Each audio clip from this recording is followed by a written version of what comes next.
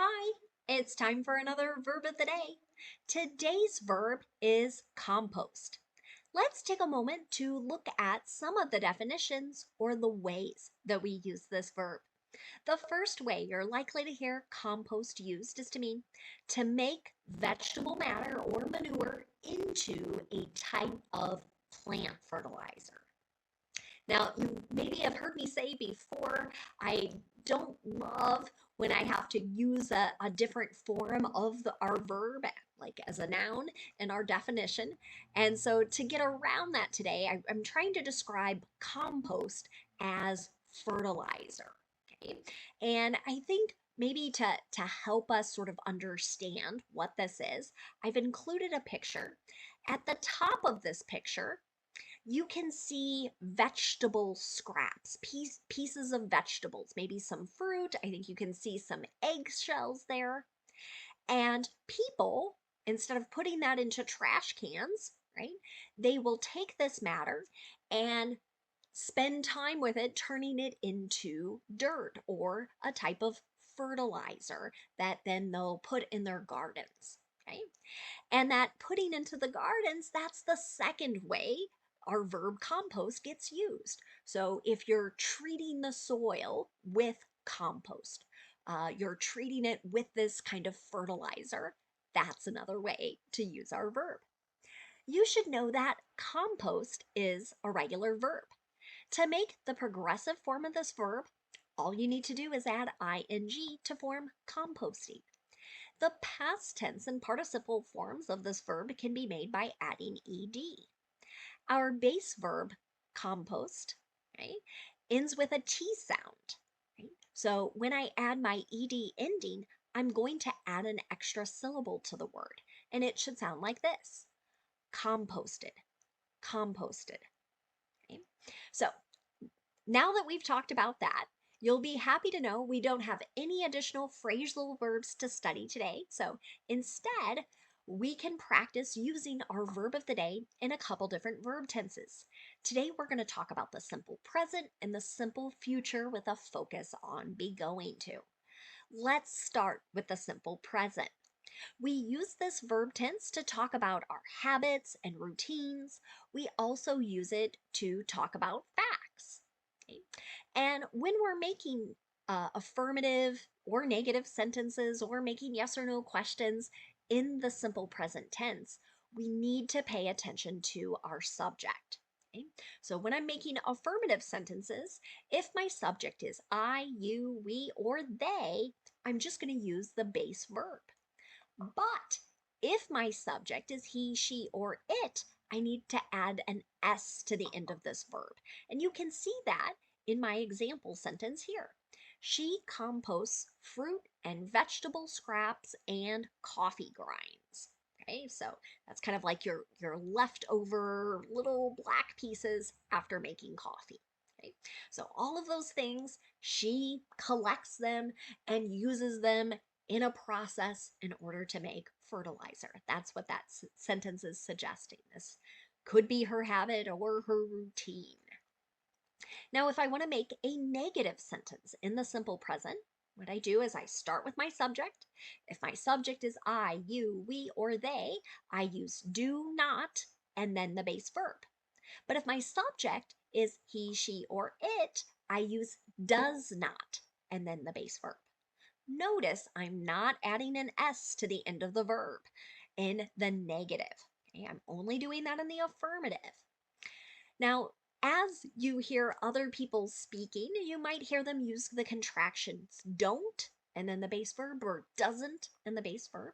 Those are fine. It has the same meaning as do not in the base verb or does not in the base verb.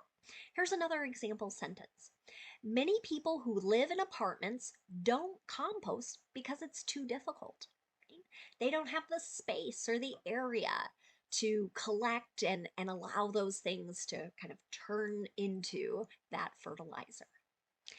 If I want to make a yes or no question, I can start with do or does. Then I'm going to have my subject and then the base verb. Again, when I'm making a yes or no question, I'm not adding an S to the end of the verb. I'm only doing that in the affirmative or with my positive sentences where the subjects are he, she, and it. One final question. Do you compost? Right? So here I might be asking about your habit or your routine. Is this an activity you do regularly? Right? Feel free to leave me a comment and indicate whether you do or not. I do. That is honestly a habit or a routine that my husband and I, my family and I have practiced for many years. Now let's talk about the simple future. Today we're going to practice making statements and a yes or no question using be going to. Be going to is really common as people discuss their plans for the future. Okay. You might hear it sometimes as people make predictions, but I think it's far more common to hear it used in connection to plans. And when I'm making sentences with be going to, again, I need to pay attention to my subject. If my subject is I'm going to use am, going to, and then the base verb. But if my subject is you, we, or they, I'm going to use are, A-R-E, going to, and then the base verb. Now, if my subject is he, she, or it, I'll use is going to and the base verb. Okay. Let's take a look at an affirmative example. The school cafeteria is going to compost fruit and vegetable scraps to use in the school garden. Right?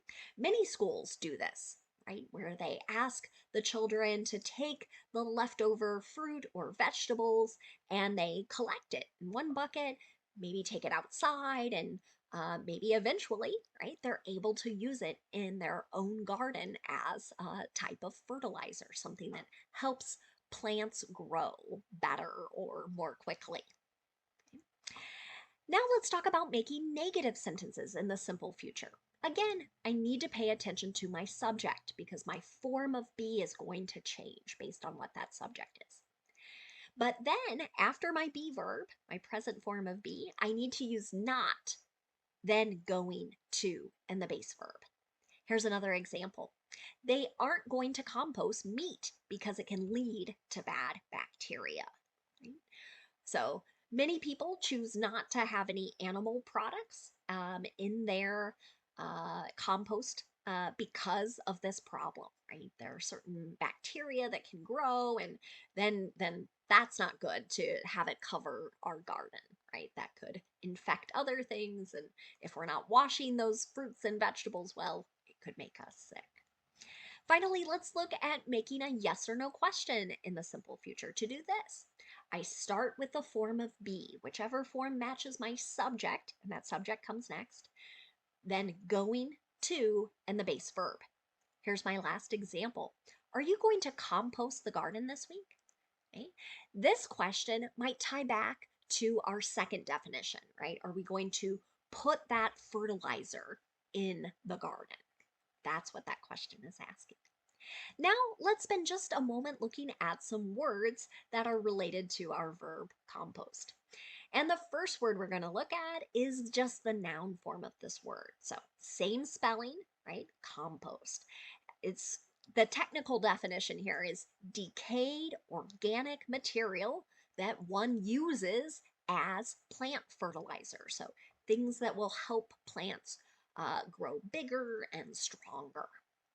So decayed, I'm not sure that's a verb we've talked about, but maybe that's a verb for a future video, right? So this is things that are old, they've broken down, right? And generally we're, again, talking about plants here, so fruits and vegetables. An example of this noun in a sentence might be they use their own compost in their garden. Right? Many people do this. They collect all of these scraps. They spend time. It takes time in order for these for this organic material to kind of be made into fertilizer. But eventually, you might have a lot that you can use in your own garden. The last related word we're going to talk about today is the adjective compostable. Compostable, right? So this just means that something is able to be made into compost. An example of this might be the business is now using compostable cups, plates, and utensils. Okay? I was recently at a graduation party where this is true. They had all of these different items that we could sort of collect, not in a trash can, right, but near the trash. And they were going to be able to get all of these things to break down, and then they'll be able to use it as fertilizer in their garden. Thanks so much for watching today's video. I hope you have a great day.